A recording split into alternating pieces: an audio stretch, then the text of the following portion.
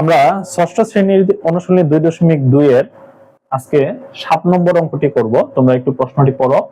মোসান্না বইয়ের দোকান থেকে একটি বাংলা রচনা বই 84 টাকায় ক্রয় করলো। বইটির কভারে মূল্য লেখা ছিল 120 টাকা। সে শতকরা কত কমিশন পেল? এই অঙ্কটার মূল থিমটা হলো, দেখবে তোমরা অনেক সময় বই বা গাইড কিনতে গেলে বইয়ের মূল্য যা লেখা থাকে তার থেকে একটু ডিসকাউন্ট দিয়ে কিছুটা কম রাখা হয়, যেমন 10% ডিসকাউন্ট দেয়, অনেক জায়গায় 20%। তো এইটাই ব্যাপারটা হলো, 120 টাকা বইয়ের কভারে লেখা, সে কিনলো 84 টাকায়। তাহলে এখানে সে কত কম পেল? এই কমটা সে কত টাকায় পেয়েছে? 120 টাকায়। এটা আমরা কনভার্ট করব 100 টাকায় সে কত কম পেল। তাহলে আমরা প্রথমেই আমরা বের করব কত টাকা সে কম পেল। তাহলে আমরা একটু সমাধানে চলে যাচ্ছি। তো দেখো, কভারে ছিল 120 টাকা আর কিনলো সে 84 টাকা। তো সে কম পেল সমান সমান 120 বিয়োগ 84 টাকা। আচ্ছা, কম না দিয়ে আমরা যদি কমিশন দিই তাহলে জিনিসটা সুন্দর হয়। কমিশন পেল, তাহলে এখানে বিয়োগ করলে কত আসে? 6 3 36 টাকা। তাহলে দেখো, তারা মোট মূল্য 120 টাকা ছিল, 120 টাকায় সে 36 টাকা কম পেল। এখন আমরা এটাকে জাস্ট ঐকিক করে 100 টাকায় কত কমিশন পেল বের করে ফেললে এটা আমাদের শতকরা হয়ে যাবে। তাহলে 120 টাকায় কমিশন পেল 36 টাকা। সুতরাং 1 টাকায় কমিশন পেল। দেখো, 120 টাকায় যা কমিশন পাবে 1 টাকায় তো আরো অনেক কম পাবে, তাহলে এটা ভাগ হয়ে যাবে। পরে 36 নিচে 120 টাকা।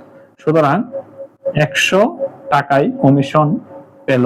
তাহলে 1 টাকা থেকে 100 টাকায় আরো বেশি কমিশন পাবে, তাহলে 100টা আমার গুণ হয়ে যাবে। তো এখন একটু কাটাকাটি করি, শূন্যর সাথে শূন্য কাটলাম, 12 দিয়ে এটা কাটলাম, 3 12 36, 30 টাকা। ঠিক আছে, তাহলে 100 টাকা কমিশন হলো 30 টাকা। তার মানে এটাই আমাদের শতকরায় প্রকাশ করা যাবে। তাহলে উত্তর 30% বা শতকরা 30 টাকা। তোমরা উত্তরটা 30 শতকরা চিহ্ন দিতে পারো অথবা শতকরা 30 টাকা এভাবেও লিখতে পারো। তো 7 নম্বর অঙ্কটি এখানে শেষ হলো। তোমাদেরকে সকলকে ধন্যবাদ। শিক্ষার্থীরা, আমরা ষষ্ঠ শ্রেণীর অনুশীলনী 2.2 করছিলাম। তো আজকে আমরা চলে আসছি 8 নম্বর অঙ্কতে। দেখো, একজন চাকরিজীবীর মাসিক আয় 15,000 টাকা, তার মাসিক ব্যয় 9,000 টাকা। তার ব্যয় এবং আয়ের শতকরা কত? তার মানে 15,000 টাকার মধ্যে তার ব্যয় হলো 9,000, তাহলে 15,000-এ ব্যয় হলো 9,000, 100 টাকায় কত? এটাই হলো আমাদের শতকরা। তাহলে আমরা একটু শুরু করছি। দেখো,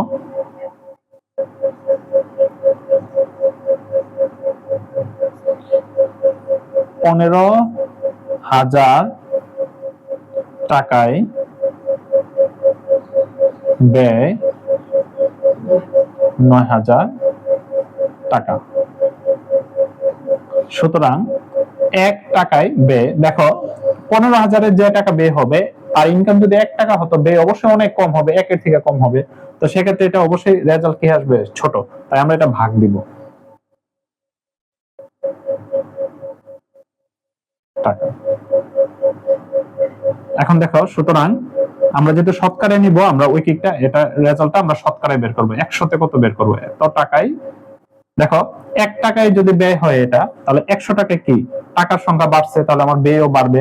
তাহলে 100 টাকায় ব্যয় বাড়বে, এটা গুণ হবে যেহেতু রেজাল্টটা বড়।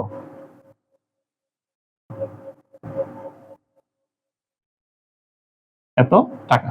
এখন আমরা একটু কাটাকাটি করে ফেলি। দেখো, শূন্য শূন্য কাটলাম, শূন্যটা কেটে দিলাম। আর 15 দিয়ে আমাদের 900-এর মধ্যে 15 90-এর মধ্যে যাবে 6 বার, আর একটা শূন্য আছে, তাহলে 60। তাহলে 60 টাকা। দেখো, তোমরা এখন উত্তরটা কিভাবে লিখবে? উত্তরটা তোমরা দুই ভাবে লিখতে পারো। একটা হলো 60% দিতে পারো, অথবা তোমরা এভাবে লিখতে পারো শতকরা 60 টাকা। দুটো কিন্তু একই কথা। ঠিক আছে, তাহলে 8 নম্বর অঙ্কটা এখানে শেষ করছি। ধন্যবাদ সবাইকে।